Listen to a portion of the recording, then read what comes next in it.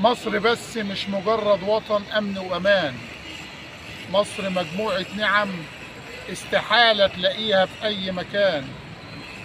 إسرائيل والتصريحات اللي مطلعاها إسرائيل من يومين ثلاثة بتقول إن الدور على مصر، الدور على أم الدنيا بعد سوريا.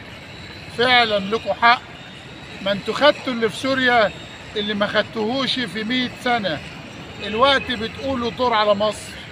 انتوا بتحلموا. مش هنقول الدور على مصر، هنقول المباراة النهائية في مصر، وكل الشعب المصري هيشارك في المباراة النهائية. هيكون داخل المستطيل الأخضر، مش هيكون في المدرجات. الشعب المصري كله وقت الجد بيكون جيش، وقت الجد كلنا جيش مفيش شعب، كلنا جيش مفيش شعب.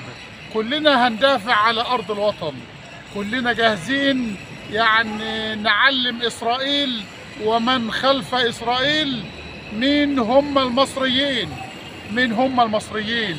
مين هو الجيش المصري، عظمة الجيش المصري وإمكانيات الجيش المصري وبسالة الجيش المصري.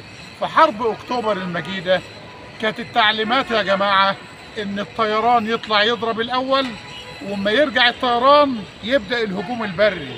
الجيش المصري على ضفة القناة، مجرد إن الطيران المصري طلع، العسكرية المصرية والجنود المصريين والضباط المصريين على طول ما استنوش يرجع للطيران، طلعوا على طول وعدوا القناة علشان يحرروا أرض سيناء. هم دول المصريين.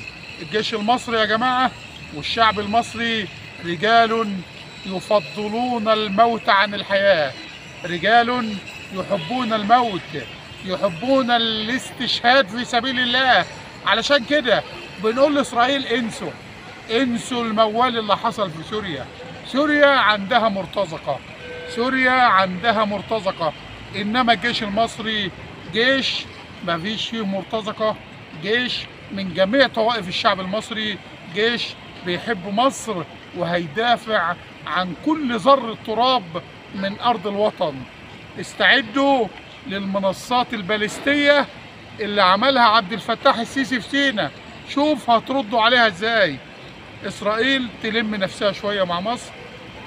إن كان الرئيس المصري عبد الفتاح السيسي حليم، إن كان الرئيس عبد الفتاح السيسي يعني رئيس يعني مش ما بيحبش الحروب، لكن إذا فرضت علينا الحرب فنحن أهل لها، إذا فرض علينا القتال فنحن أهله. علشان كده بنقول للشعب المصري التفوا خلف رئيسكم وسيبكم من الشائعات والإشاعات اللي مالية الدنيا كلها علشان يفرقوا بين المصريين. بقول لأعداء الوطن والدين كل موتوا بغيظكم، مصر محفوظة ليوم الدين. كل الشكر والتحية.